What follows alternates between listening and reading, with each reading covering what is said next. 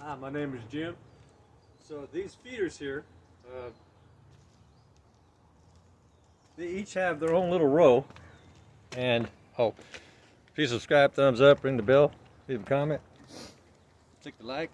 So uh, what I've noticed is that uh, they will have like this group becomes from one hive, this group becomes another hive. So they have, each one has its own little feeder, right? Each container has multiple feeders. And so they get in these little cliques sections, and they kind of defend that row from each other hive, each other's hives. Kind of cute to watch. So I was going to tell a story about what happened, what I experienced with my bees that a lot of us don't know. We don't know until we know. Then we know, you know? Yo. Oh yeah. Okay. So, so the first week into January this year, I came out of my garage and saw all the bees in my garage, and they were also buzzing the heck out of me. Just many of them buzzing around, circling. They weren't doing the. They were just buzzing around me, circling me, circling me. What I came to realize is that bees come to know their owners, like our cat or our dog. And it took me about 5 days. They were telling me that they were out of food. Even though I had more than 100 pounds left them, they ate it all. She started laying in the first week of December, massively. That hive is full. And so they were telling me that they were hungry. I didn't know bees do that. And so I had set out 12 nuke boxes thinking that they were wanting to swarm out early. Okay, well, in nature you never know. They have their own timing. And so and they were all going in all these baited nuke boxes, you know, thinking, okay, I guess I'm going to catch some early swarms. No, they were looking for resources. And I realized that all those initial ones that were in my garage, they were mine. I did a few tests and I said, oh, yep, sure enough, you girls are mine. And yeah, they would just walk right in when I would capture a few in my garage, just randomly. Walk right in. And if they weren't my girls, no, my girls would not let that marauder in. So, yeah, walked right in. Hey, sis. And that was it. So I knew all those girls were mine, and I knew it was my hive that ran out of honey. So I scrambled around and gave them a bunch of food, and they stopped swarming me. No more. Right? They were desperate, and they didn't want to do what's called a die-off. So a die-off is when the hive will downsource because of lack of nectar or honey, and it could be tens of thousands. And sometimes they don't know when to stop, and the next thing, the whole hive dies. It's like all of a sudden everybody draws a short straw. It's like, damn. And so, yeah, so bees, so folks who want to start bees, maybe you just got one, whatever, pay attention to your bees. They have forms of communication. And if they've come to recognize you, because I spend time almost every day with my bees. I'm out here fiddling and doing stuff and sitting and chilling and relaxing and just enjoying. It's kind of like watching a fire for hours, you know, but more entertaining. You know, there's more intricacies that are involved in what we're watching. And so there's things to learn. There's not really anything to learn about a fire. You're just going, yeah, it's not, oh, well. That primitive feeling, right? I have made fire. I'm gonna watch it now. This is much more entertaining than a fireplace, in my opinion. And so, because I'm learning things at the same time by watching their behavior. So, you know, pay attention to your bees. Come to understand their body language. Don't see them as just a bug, because they're not. They're an animal that have very unique behaviors, far more complex than what we even know today. Yeah, the university is still going, I didn't know they did that. I'm going to have to make a memo. Right? And so, yeah, it's hard to understand nature. Right? It'd be hard to understand our pets. Like, why did my pet do that? It's because we don't understand them. like the dog whisperer guy. So yeah, it's about understanding their behavior. So I noticed that the last 3 or 4 days there was a lot of fanners in front right here. So if you look, there was a lot of.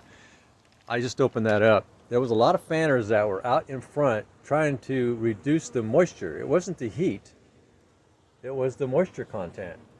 Oh, she's carrying some strings on her legs. What the heck was that? That was weird. It was like tiny strings attached to her legs. She must have picked up a unique element. Anyway, so what I did was I decided to open up the back port. So I got this back port back here, and what I decided to do was open up this and put a screen there so they can't get in. So I got this screen so they can't get in, but the airflow now is coming straight through. And when I did that, because I usually keep this stick here as the block so bees can't get in, because this is my observational panel that I pull out. And so when I did that, they stopped fanning predominantly. It took a few minutes, but over time I noticed there was a lot less fanners out there in front. And because what I gave them, and now I designed this. What I did with my hive is I designed it in a way that was for lots of reasons, and that was just one of them. I wanted on hot days or when there was a lot of resources coming in, even if it's cool, I wanted to give more airflow through the hive so that they can dry the honey, right? Dry that nectar, dry the syrup, sugar syrup. Sugar syrup and nectar is the same ingredients. Table sugar, that's nectar. Now another thing to know about that feeding them sugar syrup is that because they didn't get it off that flower and all those different colors and all that mixed together, and that honey is not going to be really honey. It's going to be dried sugar syrup. I saw that my first hive. I went to take out one of the frames to inspect, and I had been feeding them really heavy for months, and I went through like a 50-pound bag of table sugar. And all that honey was table sugar. It was clear. There was no yellowish, oranges. No, it didn't look like honey. It looked like dried sugar syrup, right? And so that's not going to have the nutrients in it. So it's important to understand that feeding syrup is just to get them through like a girth when there's not enough resources for them to have energy. And then come spring, I will stop feeding them that, right? So that whatever food they start storing through the spring, summer, and fall will be real honey, pure organic honey. I don't want we don't want table sugar syrup for honey. There's just nothing in it, nothing there. So there you go. Yeah, it's all about timing, right? Everything's about timing. Dang, I got up late. I'm gonna be late for work. And so, yeah, there you go. Right. And so since I started feeding them, it was so cool to watch them go from me to those feeders. Like, oh, I got this. Yeah. And so, I washed my face too hard today. I got some like scrapes. Getting all that older skin off. I want to look so young. We try to look, like we feel. That only goes so far. Yeah, all that sun damage and exposure to the toxins in the air and pollutions, and it eats away at that epidermis. Yeah, the collagen becomes sleepy and tired. Now there is a lot of fighting that goes on. Oh, there's a girl with white wings. What the heck is a new breed? So there's a lot of fighting. Now, I wouldn't say a lot, but there is some infighting because there's bees from different hives that are coming here that I'm feeding. And so, which is why I gave them so many different places. So when the marauders come to feed on the ones that are close to the hive, my girl's going to chase them like immediately. And then I got this one further away, kind of similar. Then I got that one way over there. Hardly no fighting at all. It's like the mutual feeder. Everybody's welcome. But the closer I bring my feeders to my main hive, the more fighting that happens. And my girls don't like any marauders by the hive. So they'll defend it. And bees also are territorial to food. So I noticed when I was setting up all these nuke boxes and I was coming around the hives, they were defensive of the resources that were already still in the comb. They were coming and buzzing me hard, like stay away from my resources. So they're territorial. It was up in the cherry tree, far, far away, and they were defending that hive that still had honey and pollen and some nectar. There were a whole bunch of bees in it, and they were defending it from me. I'm used to what? There's no queen in there. Why are you so defensive? It was the resources. Yeah, I've learned so much. I like to learn things on my own if I can, because that way I develop my own perspective. You know, my own unique view of my own observations. I tried not to plagiarize my perception. Heard it from a friend who heard it from a friend who, and you know, we never experienced it ourselves because we thought, oh, I heard it from them, so I'm not going to engage in that because somebody else already did. Well, I'd rather experience certain things for myself. There you go. It's very simple stuff, really. Just think about it. Yeah. That goes when reading instructions. Sometimes it's good to read them. Oh, I missed that part. I should have read those instructions. Oh my gosh. Right. But generally, I don't read instructions. What I do is I evaluate it all. I look at all the pieces and the parts, and then I draw a picture of how it should go together. And I never look at the instructions. But there are certain things I'm going, what? Where's that pamphlet? That's actually far less nowadays. Yeah, not long ago, 7, 8 years ago, I had to read everything closely. I don't know how this thing goes together. Now it's like I can just kind of look at things and go, huh, that makes sense. I don't need, yeah. I wouldn't say I'm getting smarter. It's just that I'm more observant. Maybe it's because of the bees. Oh, I don't think so. It was just a trajectory that I put myself on. Pay attention to details, because one detail leads to another. One thing leads to another. And then things get constructed in our heads, and we can do it without instructions in many cases. And so what I do is I need something, I order something, and I'll just lay all the parts out, and as I'm taking them out, I'm going, okay, that's probably for that, and that's that, and that. Get them all laid out, look at it, and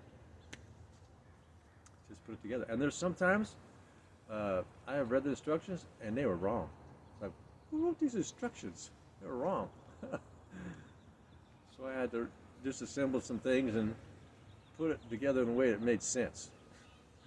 You know, some of you folks probably know what I'm talking about. And so that's what I try to do. I just try to do things through observation in a way that they make sense, and then I do whatever. Yeah. So what I'm going to do is I'm going to, because I'm pretty sure that she's in there laying drones right now. The drones might be, she might have laid them 1st of January. So she's got drones going on in there, I'm pretty sure, and they're going to be coming out any time. And I kind of like the sky to get a little filled with some drones, because the queens, from the time the eggs are laid until the time they hatch out, is only 14 days. The males, because they're so big, they take 20, 26 days, and so sometimes longer, a little bit. And then, so it takes them almost 30 days from the time that the drones are laid and hatch out and fly out. And the queens, from the time they're, laid and hatched out, maybe 16, because she needs to come out and dry her wings, get some strength in them, and then off she goes. So almost half the time of the drones. I would like the air to fill up a little bit of accumulation of drones because she can mate with up to 40, typically 10, 20. Depends upon how fertile the guy is, I guess, what he's got in his sack. What you got in your sack? Well, come over, bring your sack over here. Let's inspect it. And so, yeah, everything's going great. Got some nice airflow going through there now. Yeah, so these bottom screen boards, and the way that I've designed my hives, I've built all these hives that I have from scratch except for the original one. So I bought a super and a brood box from the factory, and I wanted to use that one as a template, including the frames. So my original hive that I purchased came with all of its frames, with all the plastic comb stuff, and I used that whole hive as a template to build 6 other ones from plywood, even a burnt piece of plywood. So, and so what I decided to do after watching them for my first season, kind of watching their behavior, I decided to start designing things for certain specific reasons, like airflow, bromite drops, and so I came up with all these different things, the way I allow airflow through the hives and wind, and I made it so now it's just about pulling this or pulling that, or kind of like pushing a button, and then it just happens. And that's kind of how I got my hives. The button, I just push the button and walk away, and what I wanted to happen is it just happens without me having to do anything. And so when it's hot outside, because we can get like 113-degree temperature here, and now I purposely put my beehives underneath my peach tree, and so they get shade during the hottest time of the year. And hey, I don't want any of my beehives in the sun. Right? I mean, it's so when the leaves fall off, they get sun all winter long, so kind of helps them keep the hive warmer. And so yeah, just plan a little ahead, understand it, come to understand the bee behavior, and then try to make it as accommodating for them as possible. And you'll have some happy bees, and they'll do happy splits, and you can grow your apiary much quicker. And I'm going to stop at 6. Can't have more than 3 actually, but so what it is, I can have more beehives. I got lots of room. I can have 100 beehives, hundreds. I've got room for hundreds of beehives back here. But if neighbors were to complain, right? Kids are getting stung and all that kind of thing. Yeah, they would send someone to my property and, okay, all that needs to go. You can only have 3. That was what I read anyway. You can have more than 3 until there's a problem. If there's a problem, they gotta go. More than 3. And so, I don't know how many I'm gonna have. I got a lot of room. I can have a lot. I can have hundreds. I got enough room to probably have a couple hundred hives, if I wanted to. As long as nobody called the wildlife division on me. All right, I just thought I'd share this day. It's another pleasant day. And this is pretty much how it's been, gosh, for a long time, even into December. It's a weird winter. It's like, I got a brother that lives in, yeah, you brother. My other brother, Daryl. He lives in Florida. He's going, it's so cold over here. I'm going, man, it's like a warm spring over here. It's been that way for a long time. We had some few cold snaps, 2 days, but not bad. There was only 2 days that my girls didn't come out and do the orientation flights. They turn it into a big ball, and that big ball goes up, and a big ball comes down and goes further away. There was only 2 days that didn't happen. But in the last 4 days, none of that. So she stopped laying her eggs probably into the first week of January. She stopped laying. That's good. Boy, this girl's so smart. She must have a BIQ of 200.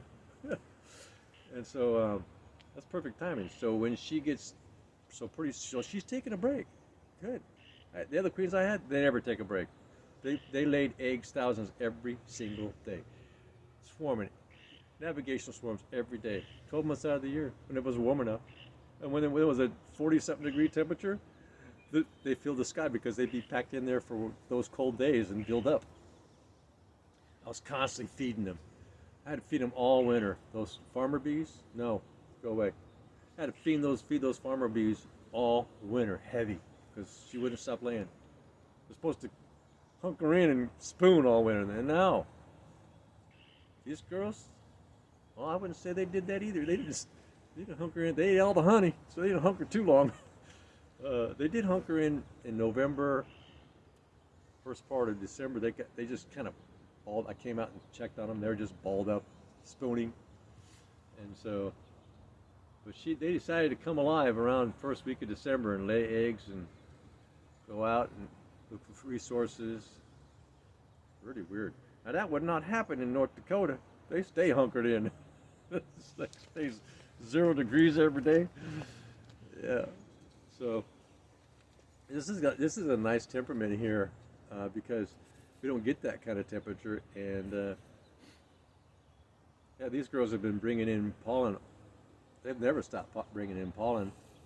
They're bringing it in 12 months out of the year. We just have resources here, I guess, somewhere. I don't know where they're at, but they find it. Now, this guy's got a big greenhouse. I think he leaves it open. I think he's got bees, and so they feed over there probably. And so I think that guy open feeds over there pollen. I'm not sure if he's actually feeding them nectar though, sugar syrup, because his bees are always coming over here. You'd think that if he was open feeding sugar syrup over there, his bees wouldn't be coming here. Yeah, they're coming here. I've seen them here all the time, fighting with my girls all the time. Right now, they're, no, you go back. This is mine. Yeah, there's battles going on over there, but they find their own little feeding trough, separate from each hive. That's kind of neat. See. I put that cover up there so that when it rains, it doesn't wash away that. Oh, you get off my finger. No. I got a bee on my finger. She's investigating my knuckle. What's this knuckle thing? Can I take a bite out of it? I don't know. So there you go. And that's how they feed. They just kind of get in those troughs. You can see them way down in there, deep in those troughs. Yep. I got this girl, she's just sitting on my hand there for the longest time. And so this is not as full. A little bit of bickering going on, girls from different hives. This one was loaded earlier. They must have filled up and went in there, and they're running out of space in the hive to put the honey. This one here. This one is mostly used for playing tag. There's been so many girls going down each row and playing tag with each other and meeting each other at the end over there. Who knew bees play tag? I just thought that was. I was going, what are they doing? It took me a while to gather my senses. No, I don't believe in the Twilight Zone stuff. What I'm seeing is actually what I'm seeing. Just go with the flow of what we know, what we're seeing. Oh, there they go. They're starting to play tag right now. I don't know if they're starting to build up. What they'll do is they'll build up. So once they get a certain amount, they divide each other. Like maybe about 10 over here and 10 over here, and they just start shooting up, and then they come and they meet and they play like that, and then they go back down the chutes, and then they come back up and meet. It's really interesting. Yeah, bees love to play. Yeah. Yeah, they'll take like little, if you give them little tiny balls with little furriness on them, little tiny ones, and you put it in front of it, and then wait until a bee comes in, and you have a little wire or something, you give it a little tap towards them, watch what happens. Well, unless, they got to be in a play mode, just like you and me. I don't feel like playing basketball today. Yep. Okay, I just thought I'd share what's going on. A few tips of things, right? Give some some possible ideas about some things, and a lot of fighting. Okay, please subscribe, thumbs up, ring the bell, leave a comment, and a like, and you have a good day. Oh, I shouldn't touch my knees either. Do the Macarena before you get up.